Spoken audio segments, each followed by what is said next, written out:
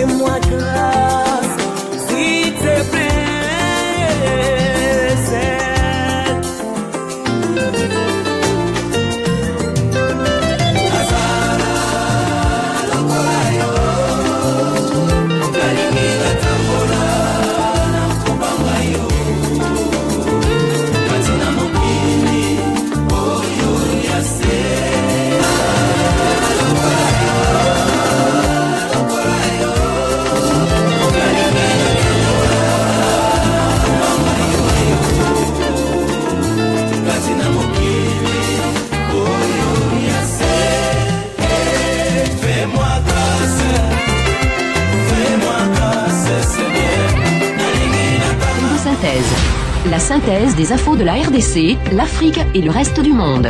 Une seule adresse: www.congosynthèse.com.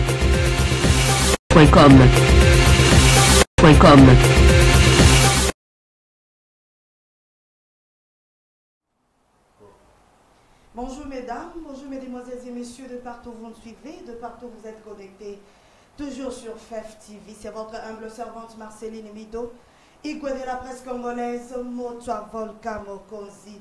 Lelo vraiment tozana esengo makasi ya kozala lisusu liboso na bino. Comme la bino d'actualité à Congo, boye ba exactement qu'est-ce qui se passe na RDC mboka na biso et précisément biso bato tozana kati ya UK, tozali en Angleterre, dans Londres. Alors lelo vraiment topesi nzambe merci parce qu'après biso souffle de vie et puis tozo remercier tout le monde. Bah, on va continuer à supporter l'émission Oya Congo Bololo. Bah, on va toujours wana kopé sa biso ba feedback na bango. Vraiment nzambe alola apambola bino. Alors lelo toko traîner te bandeko. Ndenge bino moko bosi bozwa ki na ba publicité que émission na bino bolinga kamingi Congo Bololo. Alors ça fait na ko loba un bail bo molinga lisusu mingi awate surtout na makamba politique, je dirais ça fait un mois. Bon, moi, vraiment, maman Marceline, t'es dans ma cambouille politique, dans ma cambouille Congo. Souvent, tous les cas, toujours, on a fait TV. Mais les lots, vraiment, nene boyebi, tension, tellement na Congo. Situation, tous traversée na Congo, bandeko, binono so boyebi, tous kokola na pongité. tozo koka kosala eloko te tozali awa mais ba esprit na biso milimo na biso ezala mboka. Alors lelo nazana un grand plaisir ya koyamba Congo Support. Congo Support ezali na ebité tokoloka tozwa ba précision mais na mokuse ezali groupe oyo ebandi ko aider peuple congolais o azalaka na UK ou en Angleterre pendant tango molai. Congo Support et travailler mingi côté immigration et travailler mingi côté ko aider bato tango yo fandi peut-être oza kolia oza komela ezala bande ko mususu o balukaka bazongisa bango na mboka mais Congo Support asalaka ba démarche ya ko intervenir bazongisa bande ko na bisote ezala bande ko mususu pe bazo souffrir o bazanga ba place a kolala o makambo na bango ya immigration ebeba mais Congo Support ezalaka wana toujours pour na ko supporter bino mongozo mona déjà Congo wana support. Alors lelo Congo Support elongo na président na yango ayeye mon côté aye na groupe ya ba maman pour la première fois to yambaka président Okito bozo mona ekala mingi te to yambaka toujours ye moko na politique alekaka na ba chaîne belé obino boyebi toujours kolobela mboka. Alors lelo pour la première fois balobi président Okito oya Congo Support oya bani déjà ko travailler depuis 2002 on a ba marche ya minene we salama awa na ba 2005 balobi président Okito azalaka toujours présent. Alors lelo pour la première fois to moni président Okito na ba marche tokendaka oya salisaka na mona ke toujours na ba jeune maman ba jeune sœur bon amitié mais lelo ayeli biso ba maman o ba bobota biso. Alors sujet ezali nini ezali ke bibembeza seko bima na Congo ba fausse commune ezabé seko ko s'augmenter au 200 300 400 na Kasai na Beni na Congo na parlons même pas. Alors lelo ba maman na biso balobi bazala un message alors ba koko le kabango mon côté il faut baleka elongo la président na bango et en plus de cela ba maman pe balobi ba kotuna pe président na bango mituna selon ba maman parce que yazo kanga bango balingi pe bazo éclaircissement donc bino boza lokwa ba témoin na émission to sala ko kana lelo balobi président Okito azali pe candidat présidentiel il y a 2017. Alors mbutu mbuteza le Congo est-ce que azaka candidat ou bien alobi na ye olome ndenge balobaka ke aboyi na ye makambo yango. Alors on a qui directement nazo kene ko recevoir son éminent balobi président Okito ya Congo Support. Lelo lisusu na 2017 to luka ko découvrir to yeba qu'est-ce qui se passe to zwa moi actualité moi moke na makambo ezoleka na mboka na biso Congo. Alors on a qui directement ko yambara esemo makasi balobi président Okito ya Congo Support. Bonsoir président. Bonsoir. Merci bien maman Marceline. Boni papa. Naza très bien merci. Mais papa Okimi balobi médio zo mona na te. Balobi silence radio, qu'est-ce qui se passe? Nazali. Peut-être bandeko balingende ba mona ngai na Congo Synthèse. Ouais. Ou bien na maman Marceline, mais Nazali parce que mais la communauté vous continue à travailler. Nazo travailler, naza pe na média pe nazo loba. Voilà, ba média mususu mais biso awa ça fait un bail. Nazali. Média mususu le to mona. Nazali na ko ki ba média na bisote. D'abord na ko pesa d'abord merci mingi maman Marceline.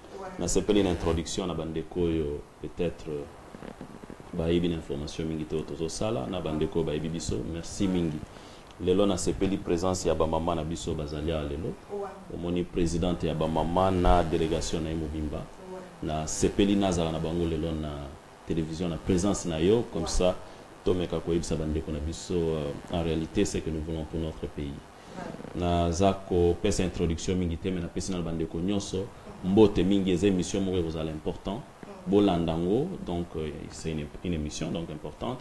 Bolandango, Malamu, Bozalape branché, Tinasuka, parce qu'il y a de bonnes choses. Oui, pour le Bamalelo. Et de bonnes nouvelles aussi. Papa, avant peut-être la passer par la maman Labiso. Aux années locaux, au Koloba, pour démarrer l'émission Labiso. Nazana Bilo Rebella Oloba, mais d'abord, Nazana Mawamingi. Quand je me retrouve aujourd'hui dans la télévision, na bande konanga ba maman. Na ebiete bande kona biso belé ba za au courant na makambo ezoleka mboka na biso depuis monsieur Kabila s'est amusé il y a volonté expression o ezali ko benga ma constitution ya mboka lelo tozoloba que il s'est amusé il y a avertissement sur la communauté internationale et PSAKIE. Là, nous parlons, on a plus de 3 millions de Congolais réfugiés en Uganda, en Angola. Et bande qu'on a biso na moment où tozo solo là, na kaya ba réfugiés, ba comme aux support ya ba Hong Kong, parce que bazo kufa na malnutrition, il y a plus de 400 000 bana oyo bazale na Congo na malnutrition, bazo kufa likolo ya nzala. Donc c'est vraiment de la honte. Et tout ça, l'icolo à M. Kabila pour avoir s'imposé comme président de la République pendant que la Constitution est sur le Bakifatika. Donc c'est une de très grandes nouvelles et préoccupées à Makasi. On aura beaucoup développé sur le sujet, mais en dehors, il y a des gens qui souffrent, des réfugiés, des gens on connaît encore qu'il y a encore des massacres au Salamana Kassai, il y a encore des arrestations illégales, on vient encore de subir encore des actes barbariques, brutaux. Il y a qu'à voir les gens comme Nemona Semi, qui se retrouvent disparus. On a encore les gens comme Franck Diongo qui sont en prison et puis torturés jusqu'à ce niveau. On a des cas vraiment sérieux au Sala que si je suis venu, c'est pour dire au peuple congolais que il y a encore de l'espérance et nous pouvons faire mieux, malgré l'absence totale d'opposition, la crédibilité d'Ango. Ils se font corrompre par un imposteur qui n'a pas le pouvoir de notre peuple, qui s'amuse de l'expression et la volonté et la constitution en Boka. Mais il y a un message fort que je vais donner à mes frères aujourd'hui. Peut-être avec le temps, il y a un message fort, parce que le temps a sonné que la diaspora prenne ses responsabilités. Alors je viens ici dire à mes frères qu'il y a un message fort. Je sais que j'ai pris le devant, j'ai pris le courage, mais c'est pour l'intérêt de notre pays et on va le faire mieux. Merci. Merci beaucoup, Président. Alors, toqué directement pour Pessara Lobaïpa Maman. Maman Sogoro s'est présenté pour la première fois à Badeko Baolandabiso, aux Anani et puis Komorani. Merci. Merci, Maman Marceline, pour la Loganayo. Et la personne qui connaît la biso moment où merci. Kombo nanga ezali ma Esther Koshaonya, sa présidente na Congo Support. Présidente. Voilà. Alors tokeyi et pas ya maman batwazo landayo kombo na onani et puis mosala na yo na kati ya Congo Support. Merci maman Marceline pour maloba na yo. Bana za membre ya Congo Support. Aza protocole na kati ya Congo Support. Président Nangaï oui, na mamé mona ni na linette beti donc protocole au sala mona denga sakala vraiment maman la pesi aux paroles comme la yo maman et puis aux anani na Congo Support. Merci beaucoup maman na le pesi au tuningai. Oui. Ngai na za maman Marie-Jeanne. Piana. Na zali membre na Congo Support mais na commission ya maman. OK. Voilà. Alors, maman, la bisu ya suka, Congo la yo maman nangai, et puis mon sala nini, ozo sala Congo Support. Merci, maman Marceline, pour la parole. Congo la maman Caroline, Ngoya, nazali membre ya Congo Support Group, nazali la commission ba maman, la commission à l'unité. Ok, Bandeko. Alors, tozongeli maman présidente, avant peut-être Tokota et pas la président. To banana na maman présidente, maman sangoli ni bomeme libiso. Natikala kongo na binote maman. Na mona kaka na ba marche, makabe belé Congo Support asalaka. Na kozala na mona kabino mais na musika. Na mona ka mingi de la jeune bazala na pano, bazako ko toka koloba. Mais les lots de Congo Support ezalaka na groupe ya maman, commission moko ya ba maman et puis maman présidente ya mbinga boyazali. Maman na ngai yebisanga nanu. Commission na bino ba maman et bani mkoloni. Commission abiso ya ba maman merci mingi pour la parole. Et bandi depuis longtemps. Kaka ndenge président otiko yebisa yoke. Ndenge organisation e bandaki ndenge commission ya ba maman commission nyose saka. Ezalaka kaka. Voilà. Mais les lobes biso toye, au moni biso boye, c'est que douleur eleki na motema. Pasi eleki mingi. Toujours la communauté. Na biso na elongo na président na ba mama, toze belé. Les maman batingi biso ba délégation. Voilà. Balbi mama ba kende nanu. surtout tikala na tokoya okomona deuxième tour ekoya tozolala pongi te 400 bana wana banani baboti bango komema zemi kokolisa 9 mois kobota mwana ezali fœtus te ezali avortement te mwana outi komelisa koleisa e mwana 400 personnes bana avenir ya Congo ba docteur ba président ba ministre ba messager ba évangéliste ba mama ba apôtre ba kufi kokufa wana bana bakundami kokundola nzete kokata nzete na ba fruits nyonso po kokundola na ba misisa na yango donc avenir ezalité yango nde pasi wana tozolala pongi te tolobi papa président biso mpe bamama tokolala te tokende tome bamessage oyo epai ya bamama nyonso esika bango bazali koloba ete nga naza mama évangéliste koloba ete nga naza mama pasteur koloba ete naza mama musulmane koloba ete nga naza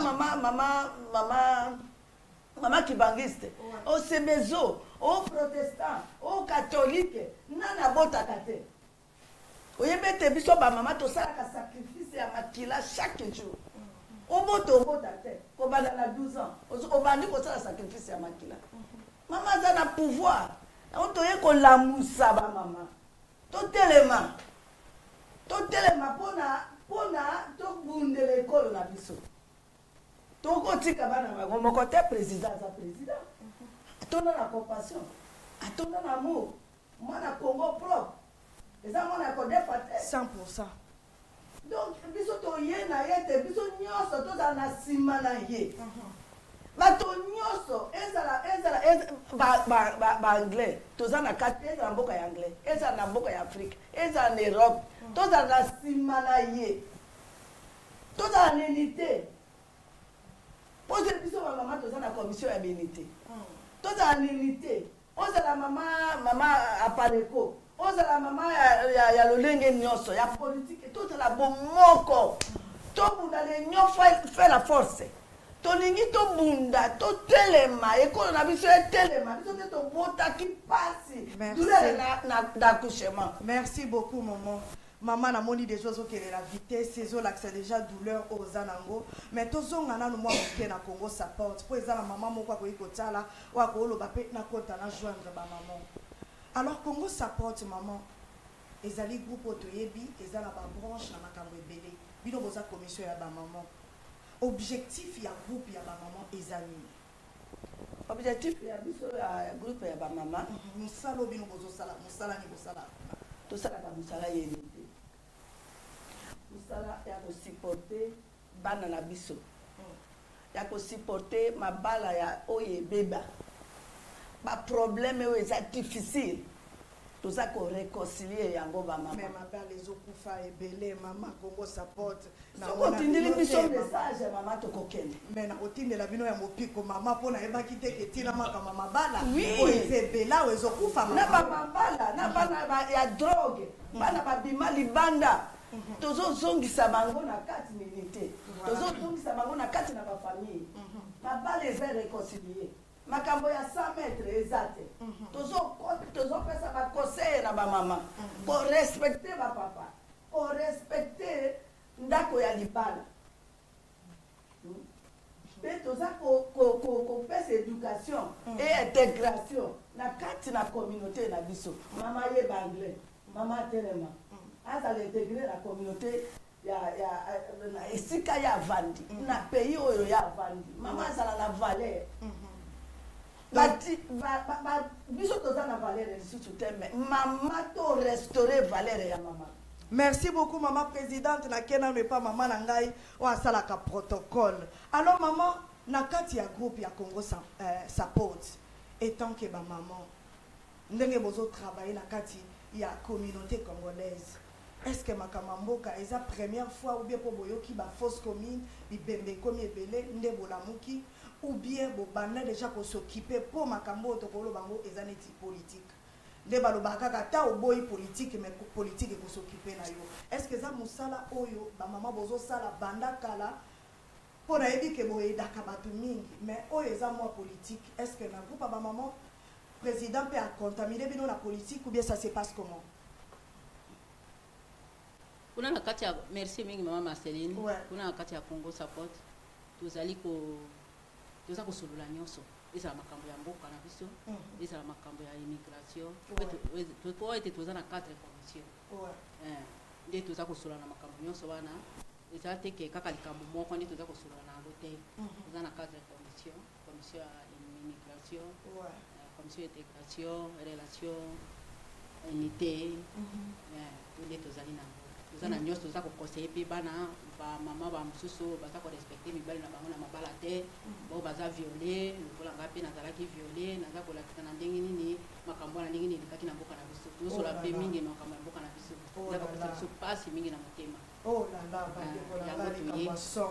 doyo poza victime na ngo naza victime na yango ya monde uye na groupe ya ba mama pona ko pesa message na ba mama ete biso ba mama to telema tozala na bolingo pe tozala na bomoko po ete mboka na biso eza lisusu malamu te bokonzi oyo aza kokama mboka Kabila na mwani azokoka lisusu kokama mboka te mpona nini azongisi droit ya bamama nsima bamama bazali eloko moko ya koluma na mboka na Congo te bamama bazali viole tina tomoni tina ata moko te yakoka continue na kokamba Congo toza na posi ya changement na kati ya Congo na biso yango toza na posi ya mwana mboka na biso président okito azala président biso tozala nsima na ye yango te kopesa message na bamama nyonso bazali awa na Angleterre po ete bamama baza na power baza na nguya bamama baza na nguya soki basali likambo to bayokani na likambo ane kokende liboso. Merci beaucoup maman. Nake na maman nanga maman to mona ka président okito chaque fois na ba memo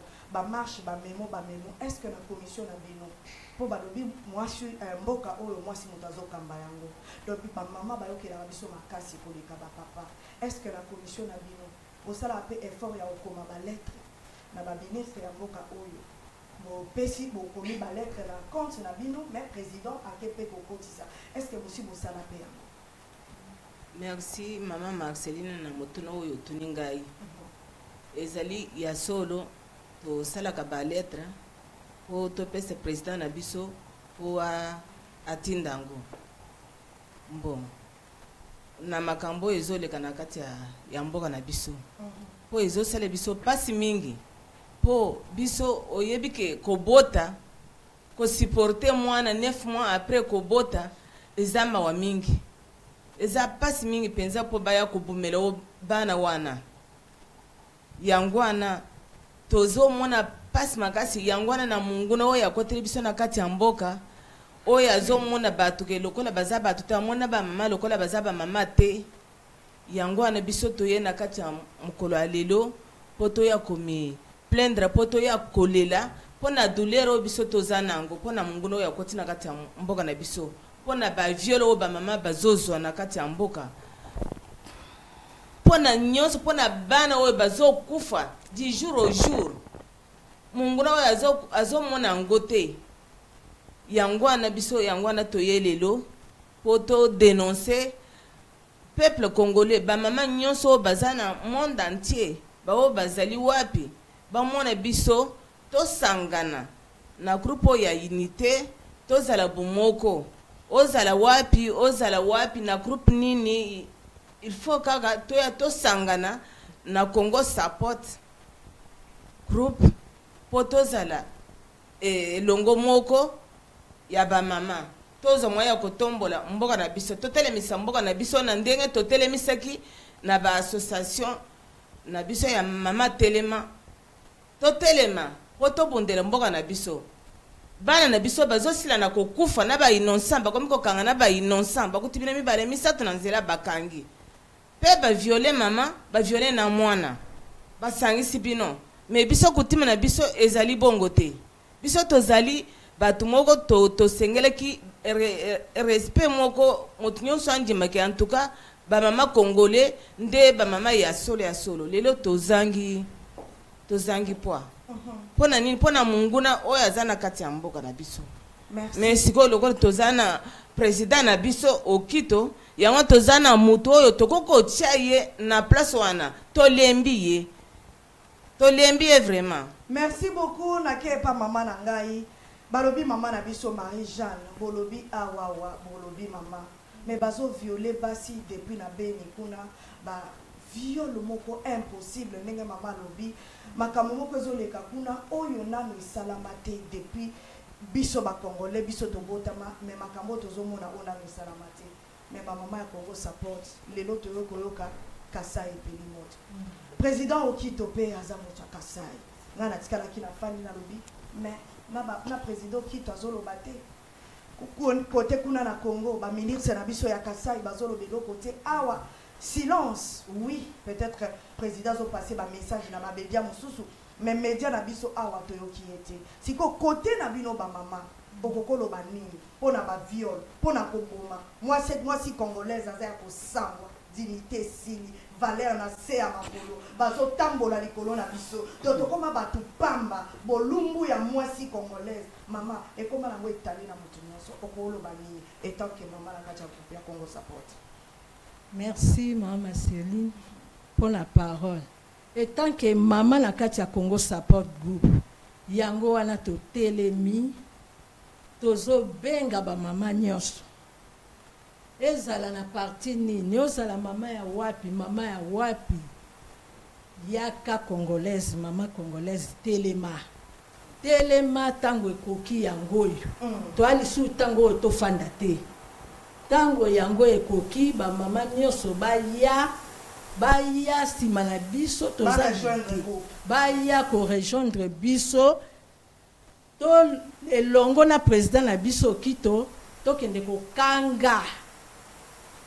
kokanga tata wano asi abomeli biso bana asi asali biso ba mama tina te pona kokanga epe na kati ya mboko tofandi biso ba mama to ape na respect na mboko to ape na droit to sanga na unité na kati ya mboko yo soki to sangani to lobi biso nyonso ba mama bakokanga pe tata wana za tango lobi kokanga mama kokanga na sens bokokanga ye na ndenge na nzela ya mandoki na nzela ya baletre po président komi pe baletre belé baletre komami ba memo biso nyonso tozo vivre depuis 2002 changement exact mama siko kokanga ya modèle nini donc continuer kanga na système ya baletre mama na ngai na système ya baletre te na système ya unité toko telema o toko loba et tant que to pasio ezana biso kuna bakoyoka ko mama na bakoyoka bakokangai na biso ba mama soki to telemi na unité biso nyonso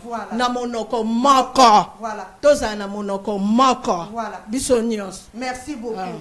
Alors maman présidente liloba ya moi souka poto pesa pe président maloba na pesa bino peton ya ko poser président ba question maman message nini oyo ko pesa na peuple congolais étant que maman présidente ya Congo support congolaise maman na ngai valeur ezali susute kala nengo lobi ba oboma bana ba bébé basi na zemi baza ko pasola baza ko bimisa depuis 2002 Congo support eza ko aider ndenge nazoloba immigration kutu na ebité mikolo tokotuna président so basi bazongisi combien oya sauvé donc na ebité bandeko na ngai kindumba mama ekomi na niveau moko ya likolo pona pasi okolo bani.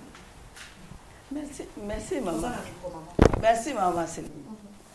Merci peut-être dengo zo mona ngai wana na kanda makasi kanda pe pasi station ese mataka ngai makasi biso nyonso awa eloko na ngai message on a jo pesa na ba congolais nyonso il faut Kabila Joseph akangama pe basala ye justice ya na violence wana na koboma ba indigent oyo bazo tia ba 450 na libulu moko e wuti na makila na biso akangama aleki bato na mayele te akangama pe ba juger mboka nyonso soko violer bakendaka na justice mais mboka na biso violence ekomi victoire o violer ma mama ndenge olobi ba mama tozo tika na mutakala ozana zemi ba violer na ba kachon na ba kachachi na ba kawapi ba violer yo ba sali yo bisala sala olembi pe ba bomi yo ba lingi yo na matiti akangama message nanga akangama ye aza na droit ya kokangama puisque azali compétence ya kokamba mboka Congo pe aza na muru te aza na compassion te donc mbisi ya mai eleki biso valeur nalobaki awa ngalobi akati nzete na bafruit nango na akundoli na bamisisa abwaki donc avenir ya bana Congo toza na eza na libulu toza na eloko moko lisusu te papa wana akende Kasai vide tala bato tala bana baza na émigré tina Angola 3,500,000 papa mama banani babotaka bana bato wana bauti na munoko ya wapi bauti na minoko basanzaka bana basanzaka ata mbeli batie yo okobima makila ya bamama nyonso sacrifice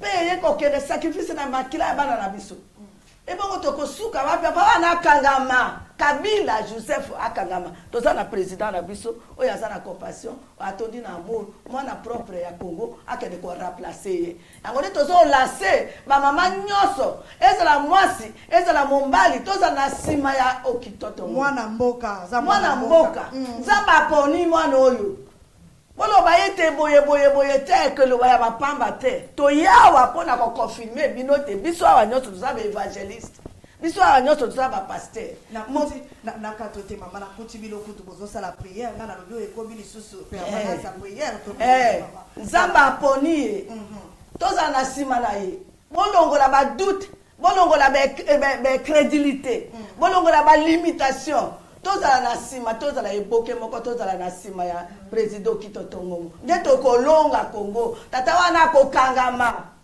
na cri na biso ekokangama nalingi napesa ye exemple moko mama eyo na juge soki otali na juge 4 eza na ntango ya Debora aza mama moko prophétese ntango ya bajuge président ezalaki te kutu bagénéraux bakimi Debora atelemi tokende netumba asala appel na verset 6 alobi boya babaraka boya bino boya totelema to sesera amonisi biso pasi sesera za Kabila me banani babomaka ye baza ba mama Jaël na bomaka ye mama Debora baza wapi mama Jaël baza wapi yango nde biso toye ko lancer un message wana pona biso tokoki kokanga Kabila maka ba mama okangi ye tokanga ye pe akolonga pe justice ya mboko oyo mama ya mboko oyo akoyoka biso akoti pe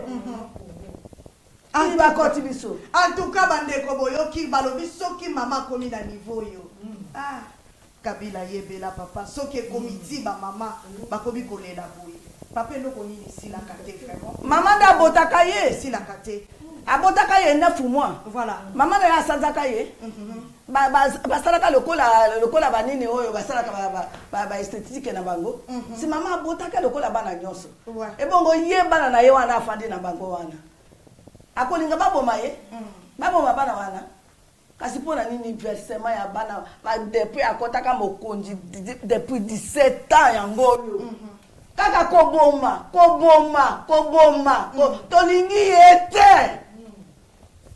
tolingi ye te yango nde biso bamama Congo supporte na groupe oyo nyonso oyo ya unité toye kolakisa na bana Congo na bana partout dans le monde entier bayoka biso message oyo eleka na anglais eleka na swahili eleka na binoko nyonso basupporte biso toza na douleur ya makasi toyebi ndenge ya koloba te en tout cas bandeko boyoki mama présidente mama Longonia balobi vraiment na oloba mingi te bandeko tozwa nanu break po modelo tobandi kotoka awa nanga moko nazo sentir pression oyo eza na studio oyo à toi Régie tozozwa break tozozongela bino à tout de suite bon appétit merci.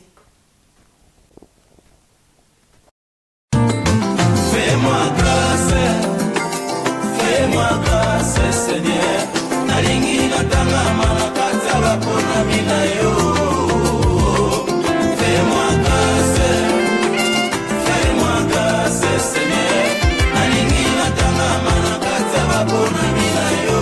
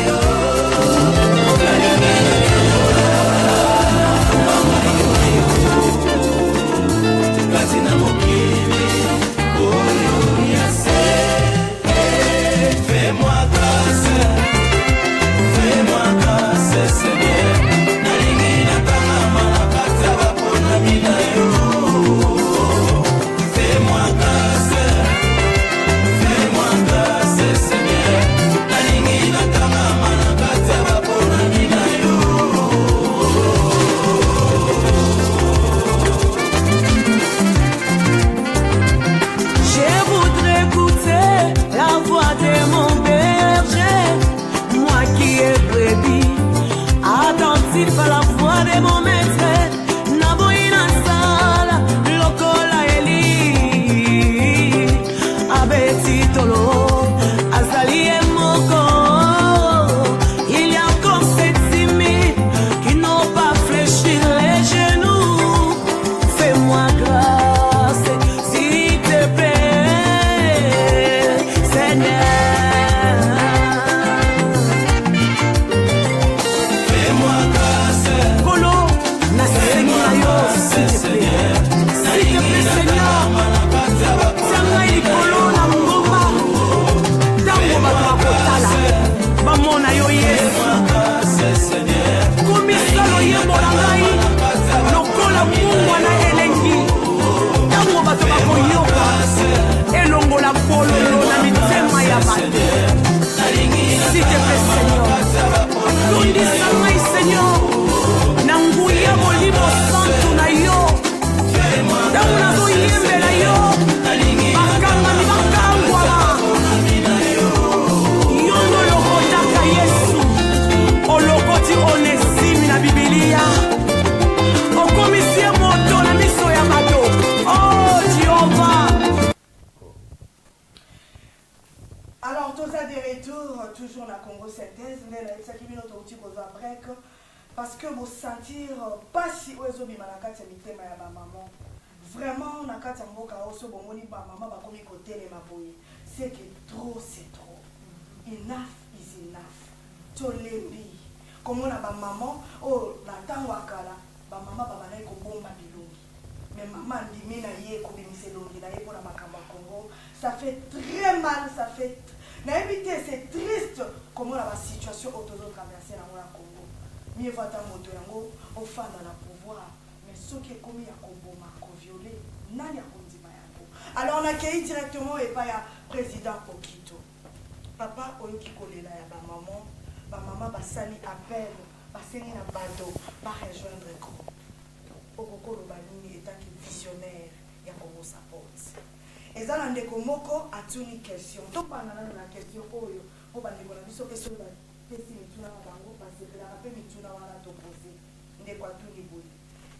sénateur tshisekedi Poutine.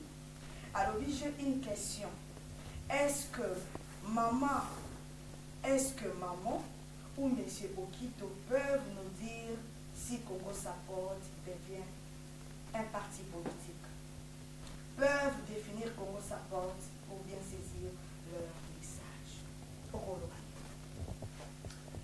Merci Ndebonanga Mutulanenga. Comment on a sénateur Tshisekedi. Sénateur Tshisekedi. Voilà. Merci Ndebonanga. C'est important avec toutes les qualités que vous avez. Congo Support est allé organisation comme a dit Maman Autaïkolo Bango très bientôt. Tous allés na et c'est l'initiative ya biso bana Congo parce que c'est pas l'initiative de Kito Boubambela Ngango Nandimaka merci mais tout ça là forum na kati forum on s'est décidé d'avoir 5 commissions. Parmi les 5 commissions il y avait une commission politique. Commission politique dans moment on parle et comme un mouvement politique depuis 2014 et on a travaillé depuis quand on était encore na kati il y a commission politique. On a travaillé avec les gens comme Jean-Pierre Mbemba, on a travaillé avec presque tout le monde. En 2015, on a supporté les élections de 2011 et tout. Alors, en 2014, on a changé la vision et comme un mouvement politique. Alors, on a Katia Congo Support aux un mouvement politique. Et sur le mouvement politique, on a besoin de votre support. C'est une réalité que nous devons l'accepter. Le problème de notre pays est une nécessité, le cause. Kabila est président de la République. Alors je crois que le temps est venu où je me suis mis à la disponibilité de servir mon pays et de libérer notre pays. Donc c'est pas un hasard parce que c'est un message de Dieu.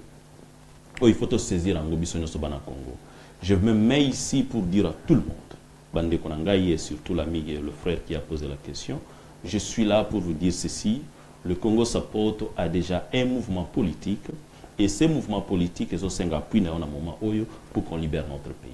Et je me suis mis déjà un garant, je me suis mis déjà à la disponibilité pour servir mon pays. Merci. Alors, président Okito, déjà, ma maman, bango balobi que non, bazan a besoin, aux la président ya Congo, message clair, tout marché va monter. Ouais. Alors, papa, pour nous, comme président ya Congo, dans la situation que nous traversons, au Monique, Kabila, les gens qui étaient malgré au PSA qui est au bâtisseur qui est malgré au SEMA qui est élection, mais c'est comme si l'élection est au Salamati. C'est comme papa, les lots, ceux qui les lots, dans le Congo, maman basé et puis sur les autres que bisonio so président Okito à 100% congolais ah on a diaspora de yeux de l'obédio neto tchio au diriger Congo au bandela wa que papa aussi longtemps moka eza occupé au pour le peut-être il y a des divergences na hier le loté n'a développé le projet de société mais je peux vous dire ceci nazali na musalo ya mboka depuis j'étais encore étudiant à Congo. J'ai souffert comme tout le monde. Na yena poto nzamba PCP grâce à Kotanga wape na sali effort ya kota na système politique et belé à anglais et bande konanga belé boye biango. Et quand je parle ici nazo ebsabino que le problème du Congo pour faire partir Kabila ezali na deux domaines. Et parmi les deux domaines, biso ba congolais to géraka domaine moko. C'est pour vous dire ceci. Avec votre frère Okito ndé nazo lobano le loawa. Quand je prends ces risques, Yakoib Sabino, que je vais libérer le Congo, je sais comment je vais faire pour libérer le Congo. Yakoib Sabino, Marceline, le problème du Congo, ce n'est pas si difficile que les gens le croient. Oui, c'est complexe, parce qu'on n'a pas maîtrisé la situation. Mais si on maîtriser la situation comme il faut, on a sûr que l'appui de la diaspora, l'appui de mes frères, ça suffit pour qu'on libère le Congo. Et je ne suis pas venu ici à ce programme dans le libérant. Mais je peux vous assurer tout de suite que je les ai félicités beaucoup. Il faut voir qu'il y a des efforts. Jean-Pierre Mbemba a essayé. Il ne faut pas minimiser. Il a tout fait. Jean-Pierre Mbemba a quand même résisté à Minduki. On a connu des morts dans la capitale. Mais Kabila est devenu président de la République, même pas que Azalaki ait lutté, M. Kanambe. Toyoko vivre Papa Tshisekedi, l'homme le plus populaire du Congo. Donc notre Mandela, c'est le Tchétchil Yaba congolais. Mais à l'élection avec plus de 60%, il n'a pas dirigé le Congo. Et c'est pour vous dire qu'il y a quelque chose qui cloche. C'est dans la politique. Il faut bien comprendre et saisir le langage du temps. Même ceux qui le lobby bande qu'on a Congo, pour libérer Bisso. C'est le langage du temps. C'est un message. Et je connais là où réside le cause que Kabila est président de la République. Je connais comment les manipuler. Je connais comment les déstabiliser. Comme preuve, je l'ai déstabilisé depuis longtemps. Et cette fois-ci, je ne veux pas seulement le déstabiliser, mais je vais le faire partir. Président, déstabiliser quand il y a une force, il y a un rassemblement. Lelo Félix Obino Bochaki Motema parce que je sais que dans l'émission de Sala Tolandayo, aux qui vont soutenir rassemblement. Lelo Obatie Chibala, Bolinga Chibala Yoanazo dirigé. Papa, président. Maman Marceline, Maman Marceline, voilà. C'est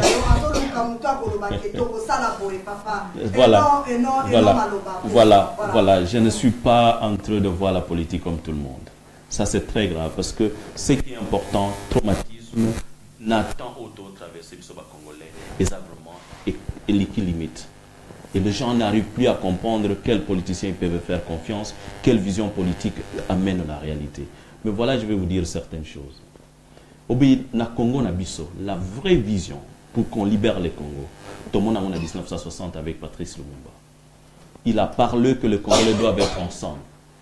Et il a réussi à mener le Congo que tout libérant devant le Belge qui était des colonisateurs.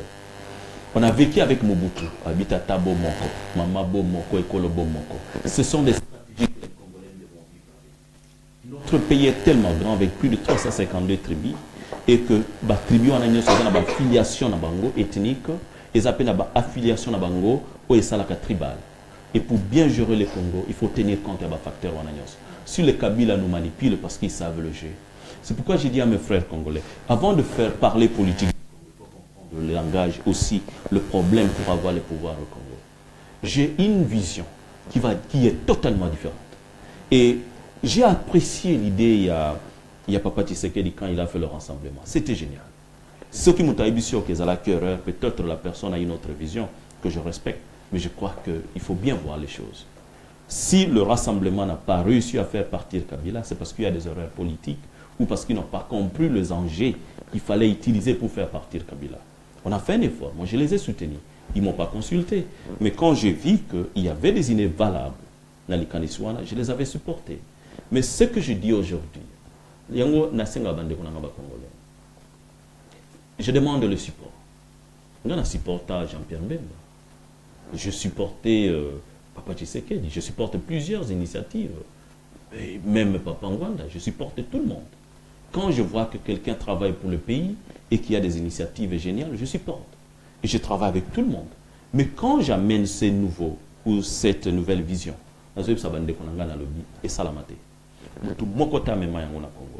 cette vision, c'est une vision qui travaille avec deux dimensions. Et les deux dimensions, nous allons bien la contrôler. La plus grande dimension, nous avons besoin, si on peut faire partir Kabila, c'est mon peuple. Dès que je vais avoir la sécurité de cette dimension, dès que vous aurez cette dimension avec moi en main, je vous assure que Kabila en Torotangele Mamikola. Et moi, na Congo, vous allez voir ce qui n'a jamais été beaucoup, mais pourquoi cette histoire ne s'est jamais fait. Parce que maman ba ébisu leur moko ba lobby, ba maman ba ébisu leur moko ba lobby, on va arrêter. Ba maman ba ébisu leur moko to kanga Kabila. Ba maman ba ébisu plus de 3 fois. Ouais, mais il faut redescendre sur place alors. Na ébisu ba maman ba lobby plus de 3 fois. Je crois que c'est une des visions. C'est une des visions qui n'a pas été encore répétée, mais Congo supporte tout le vision Oyo. Depuis le premier jour, en 2015, on a dit qu'il faut qu'il y ait la justice pour tout ce qu'Abila est en train de faire. Les gens qu'il a tués, il doit être arrêté. Et c'est ce que nous allons faire. Et c'est ce que je vais faire. Mais président, jusque-là, on a au Tikibiso point d'interrogation. Merci. Pourquoi utiliser l'article 64? Mais écoute, maman, je suis très content parce qu'il y a l'article 64 qui donne le pouvoir à tous les peuples congolais. Mais moi, ce que j'ai besoin, le support de mon peuple, n'a répété sur deux dimensions, maman Marceline. Si peut-être on peut partir par là, je vois qu'il y a une question de temps aussi. C'est seulement des histoires qui sont utiles. Obi, Congo, notre pays est allé dans deux dimensions où ils ont géré. Ils ont allé dans le bassin iranium. Iranium est allé très puissant dans le monde. Iranium, on a ceux qui ont allé yango, yangonde boma Hiroshima. Et jamais, dans l'accord international, les lois n'ont pas pour libérer Congo et à la contrôler sans la mainmise de d'autres pays. Il faut vraiment qu'on gère bien cette situation. Deuxième situation, au Bisobana Congo Belé, peut-être toye bien mais tu analyser Congo mingité. Notre forêt équatoriale, ils allaient héberger couché à munene ya ozone. Ils ont coupé sa respiration à ma casse. Ba bengango commune nombres, ils ont plus de 4 millions d'auteurs. Ce qui est pas ce qui est na Congo et pas ce qui est ça quand même petit anglais awa les Japonais trouvent que c'est l'unique souffle au Batikali Nango parce que pollution a tellement makasi et là quand nous on a des problèmes sérieux là le bi couche forêt à Congo et Simba maté dans cette dimension que nous Congolais ça nous échappe souvent. Nous devons bien la gérer, nous devons bien la pénétrer et c'est parmi les choses que votre frère Okito, je le n'a pénétré déjà. Donc j'ai déjà sécurisé. Mais si on a signé Mikanda, pourquoi que non, il faut que Kabila atique là. Parce que pour protéger ceci, pour faire ceci, il faut que Kabila Okito, si tu veux une autre décision, il faut que tu nous parles autrement. Je suis capable de changer cette décision. Et la deuxième dimension qui reste, c'est la dimension des pouvoirs au Esaïa peuple. Et je viens humblement,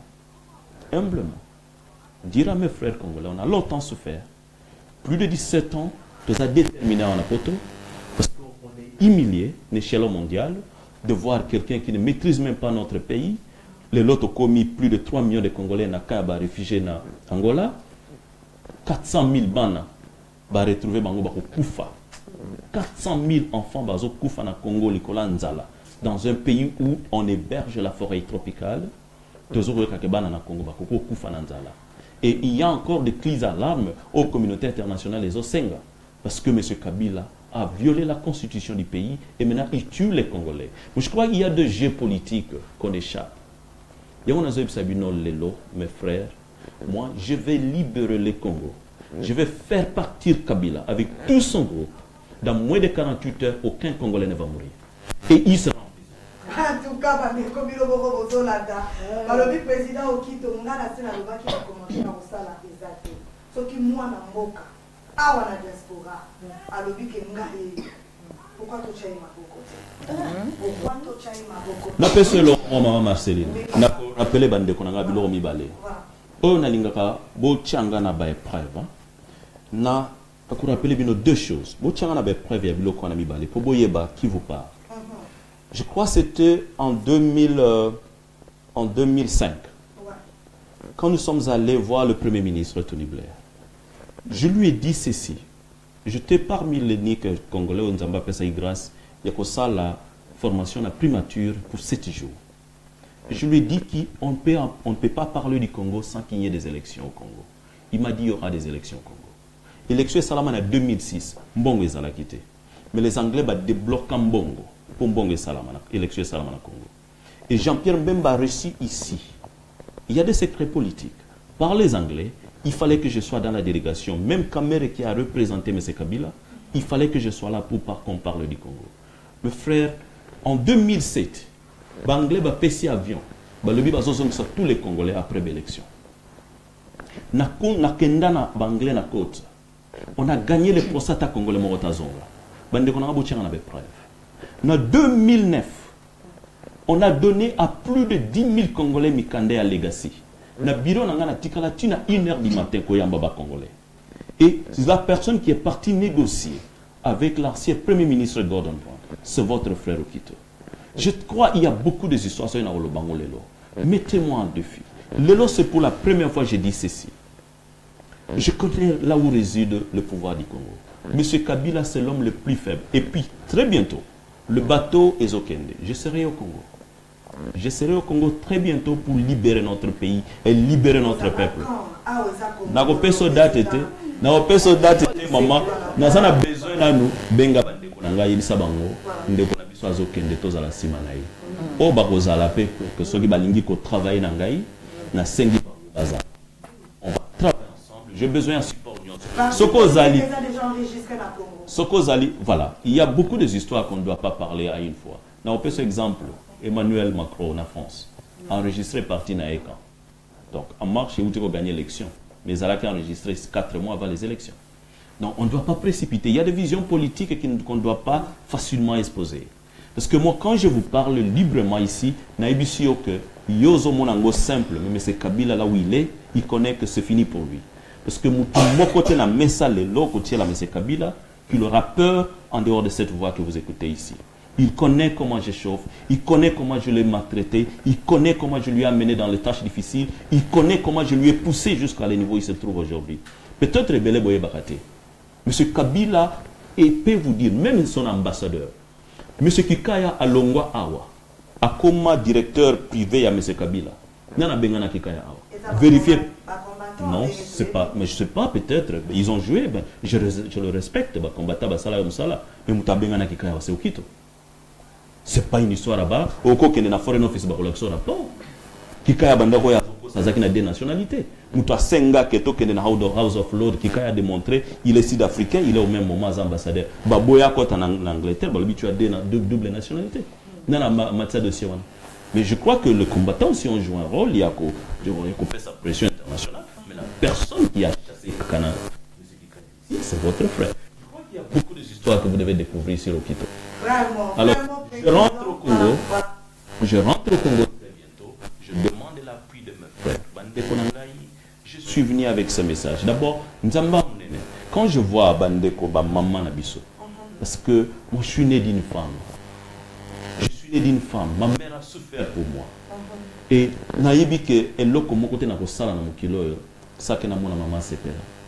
et quand je vois les femmes souffrir, continuer à pleurer, mais aujourd'hui, ils disent devant la télévision nationale, devant les écrans, même des gens appellent du pays. Moi, je crois que c'est une bénédiction de l'Éternel. On a 5 maman nyoso bazolanda libanda défendre ma maman Nabiso. Cette vision, c'est pour libérer le Congo.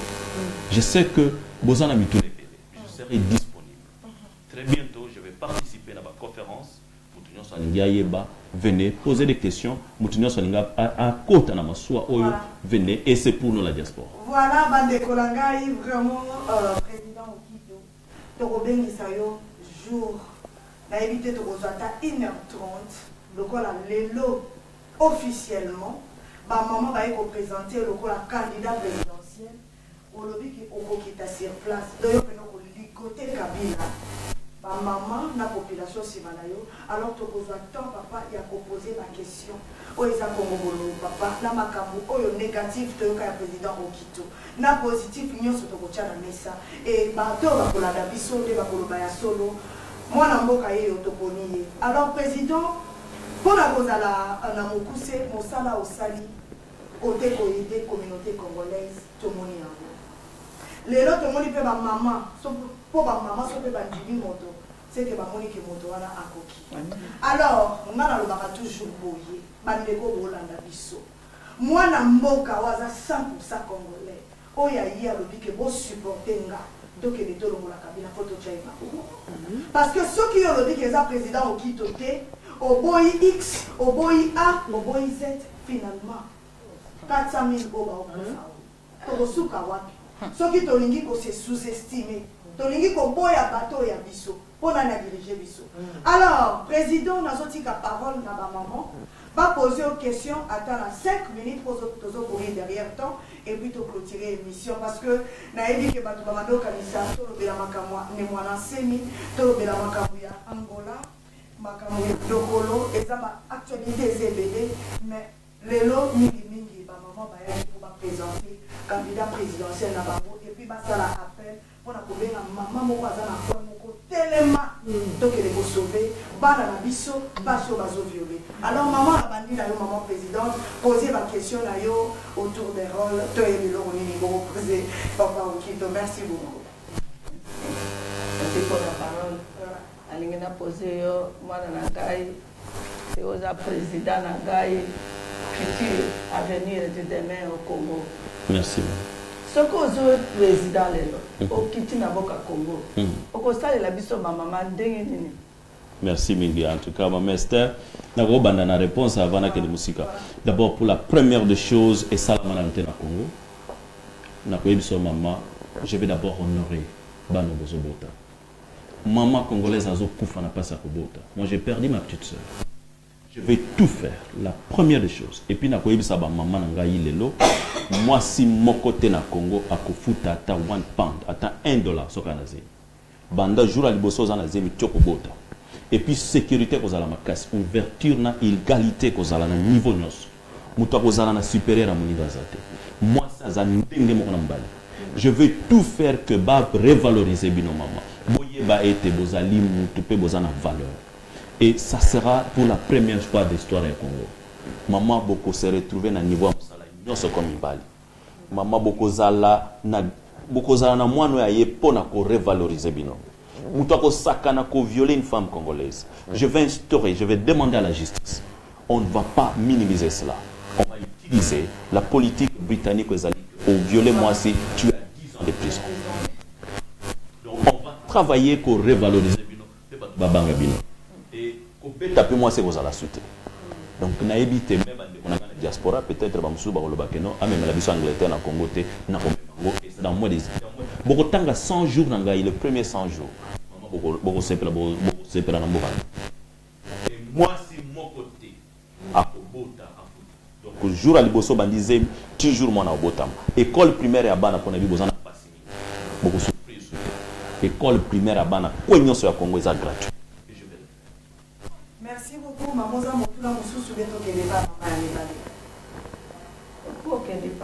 Maman, question à mes amis. Voilà. Question à mes président la biso au Kito. Les amis qui. Motuna na ngai pa na président na biso. Tango ya kozala président na biso ya Congo. Nazana posa na yeba eloko nini ya kosala po ete Congo ekende liboso basi basepela bana basepela to bazamba na biso ya Congo ekosala ndenge nini. Merci Minga en tout cas. Parce que na maman Marguerite Tomba na sepeli mingi. Et l'autre liboso na koloba boye. Omoni na projet à société maman. Na lingite ba yibango. Mais na webso eloko moko. Ngai na ko restaurer système moko ya politique ba bengi yango industrialisation. Obi esala nga mawa ndenge nazomona na télévision M.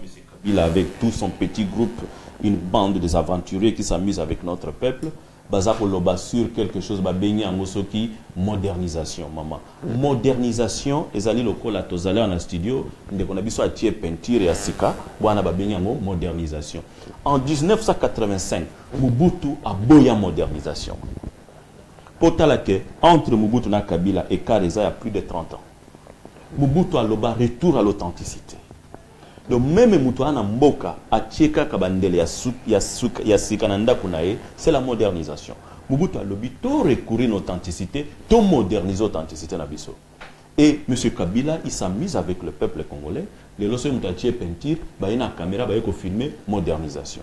Mais combien de taux ya chômage na mboka? 80% du peuple est en chômage.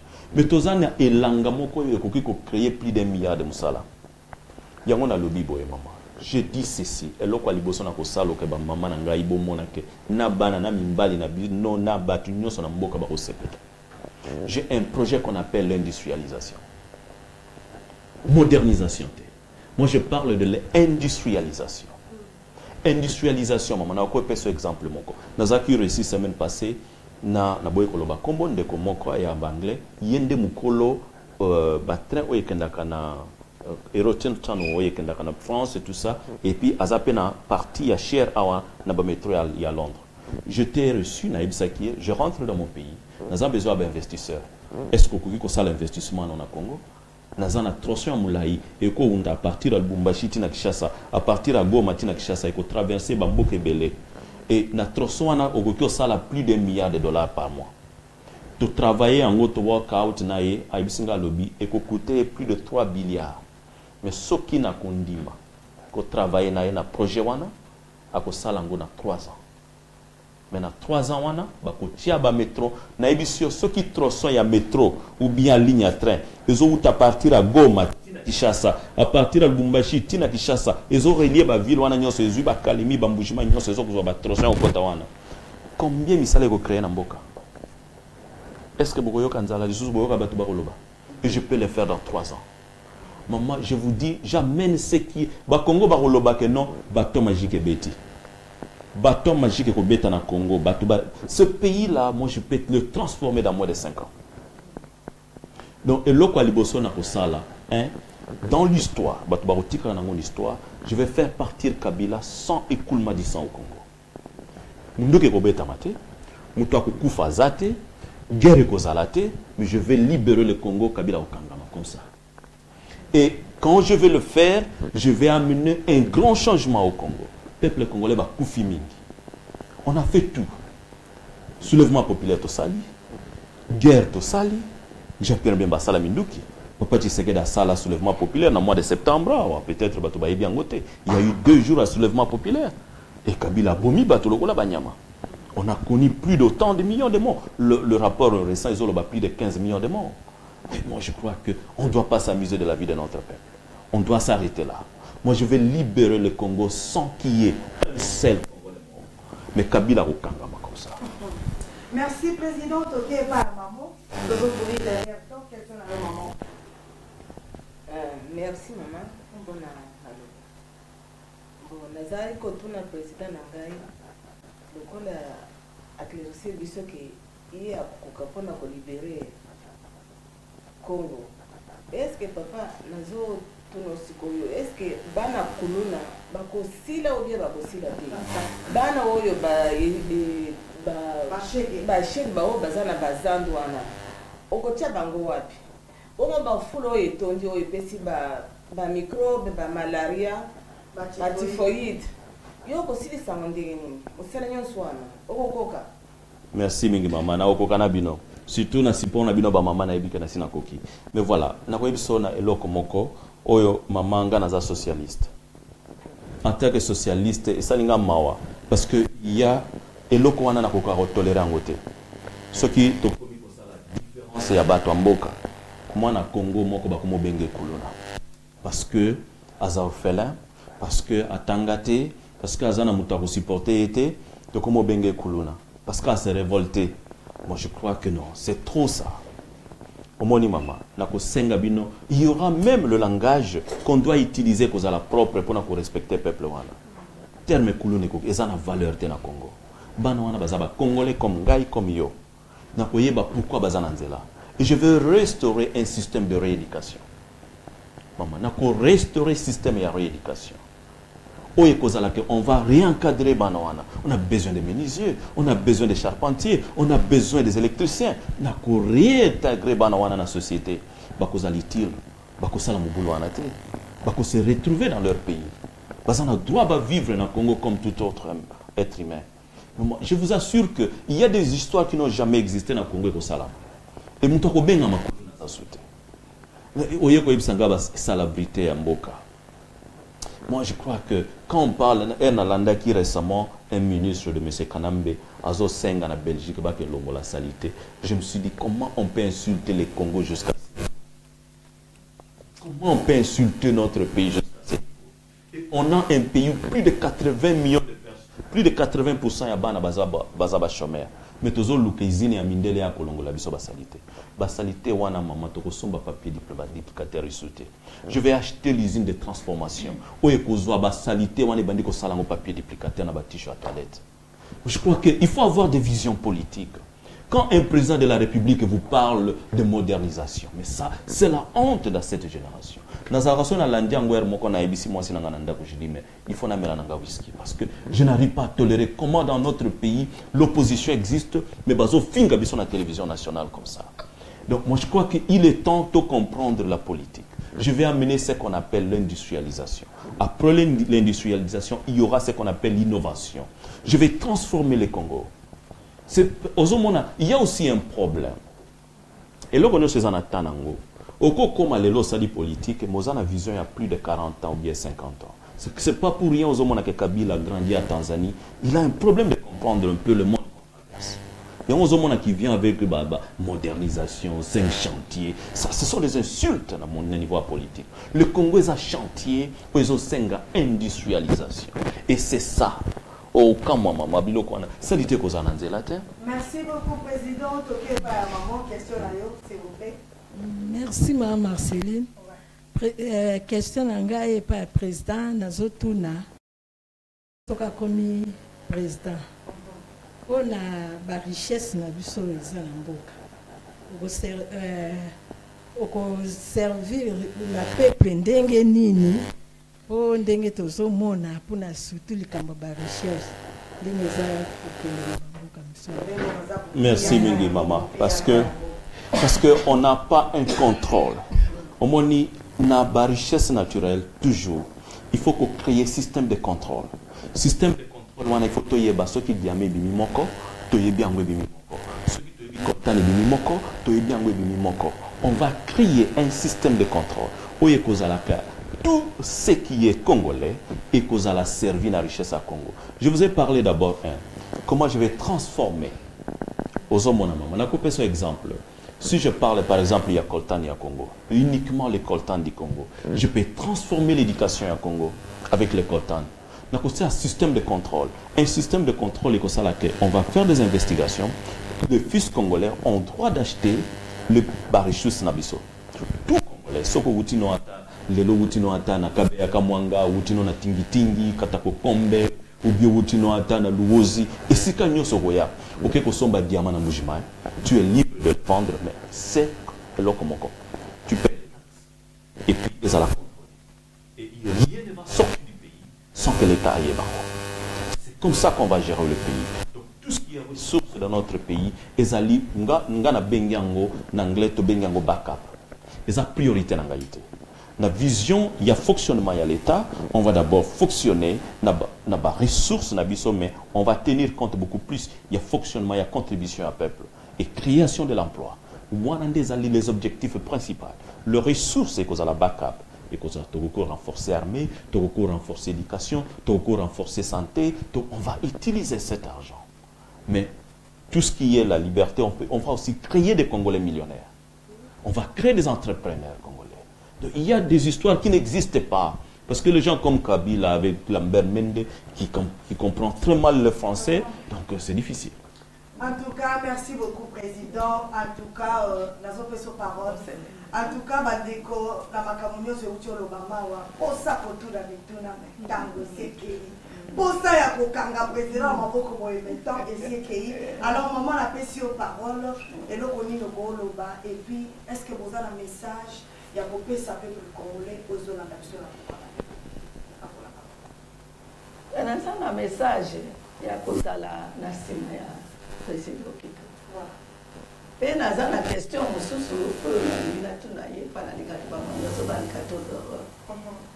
l'invité, la question à 50 secondes pour Président, mon président. Ce que nous avons été visionnaire, mais Amen. Et nous avons ba prisonnier wana bazoboma bango na prison bayo bazokufa na banzala wana bayo ba innocent oyo basalaka makambo babomaka mutu te baza kokangama na turu na yo okokufisa bato na nzala na prison pe koboma bango na nzala bongo okosala ndenge nini. Jamais, maman. Quand je parle d'industrialisation, bien alors moko na kendeki ko vérifier usine moko ça la transformation il y a biloko rolia. Parce que quand je parle que dans zone na Congo je me prépare. Je fais 2 voyages. Je la Moko, na Espagne, je en Angleterre. Maman, les années de superficie, il y a moins de 50 km². Ils ont produit plus de 300 000 tonnes. Il y a l'osso, naba maïs, nabiloko nyos. Donc à chaque 6 semaines, ils ont produit 50 000 km. Et 50 km, 1000 km, 50 km. En Angleterre. Même en Espagne.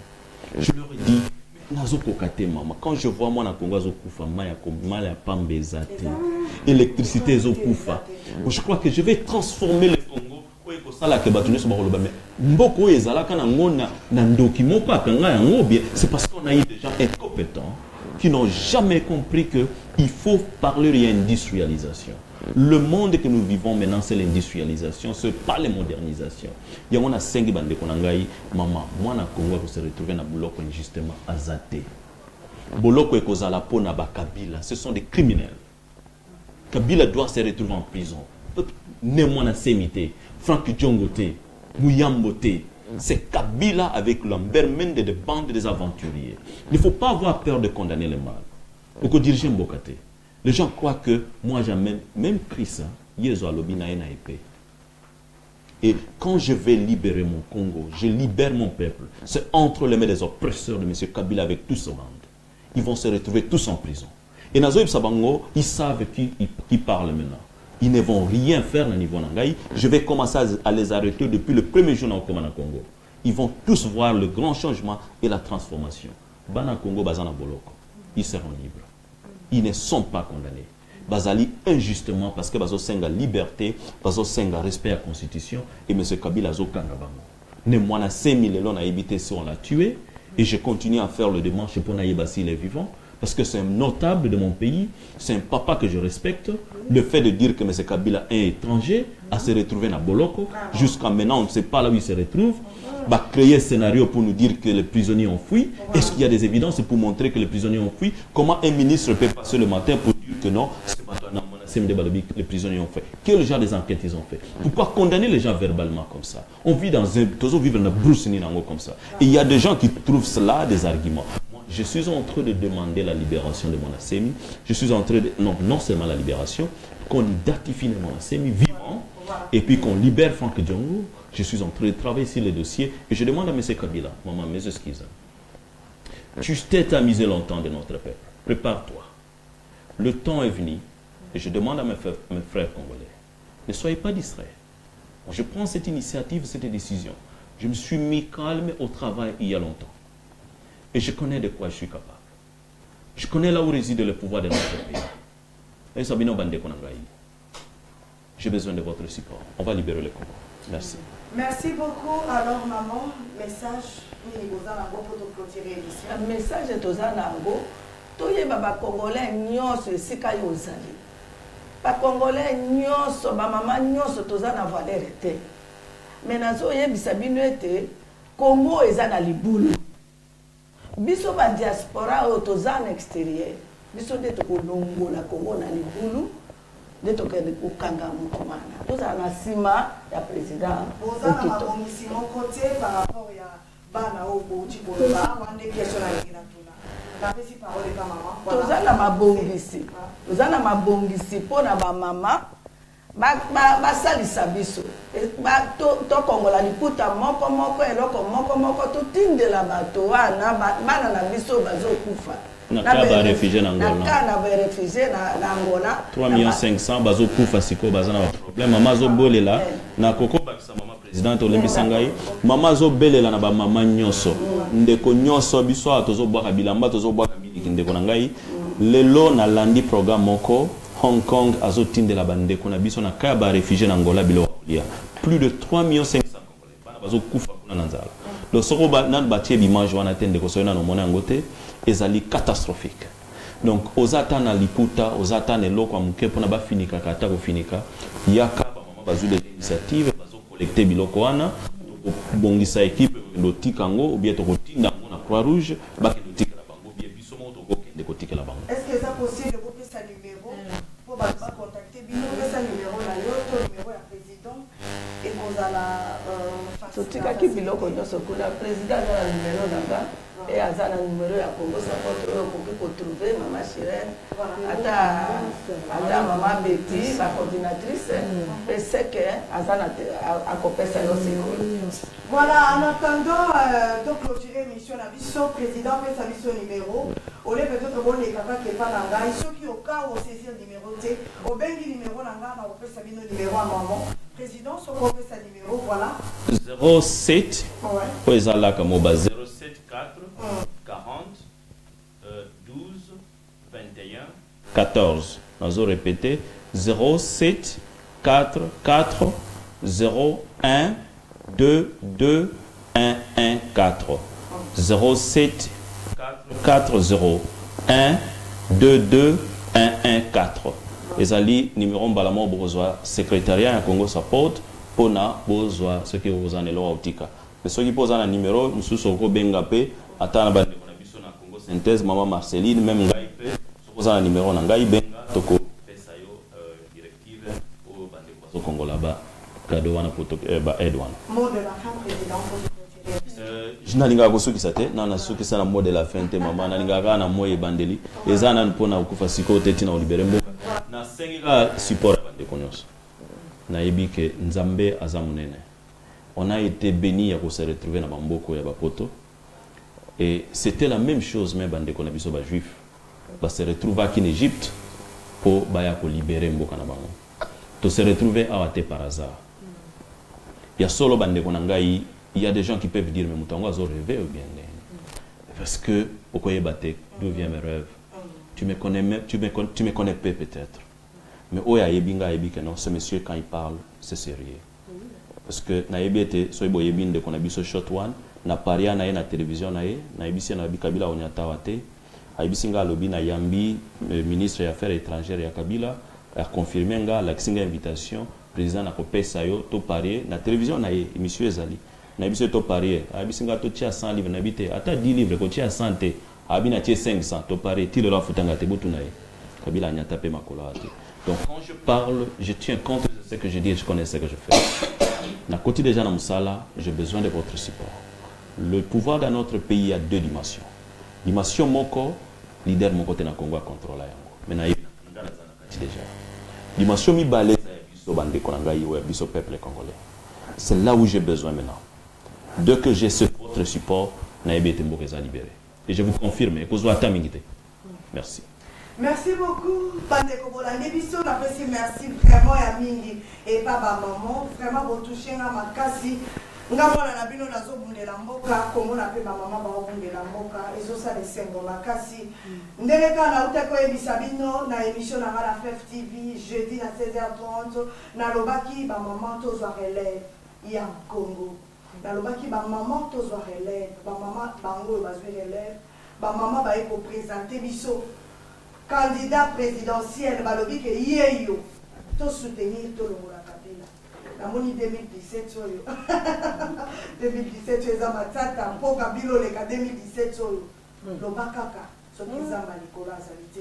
Alors napesi bino un grand merci bino bato bozwaki to ya kolanda biso. Merci na président Okito, vraiment oza na 100% ya support na biso bamama tozo supporter yo biso bato ya média tozo supporter yo na mosala oyo osali.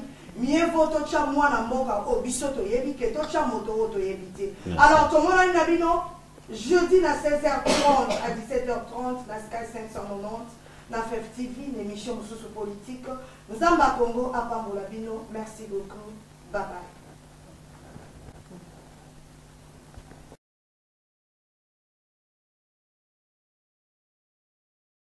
Congo Synthèse. La synthèse des infos de la RDC, l'Afrique et le reste du monde. Une seule adresse. www.congosynthèse.com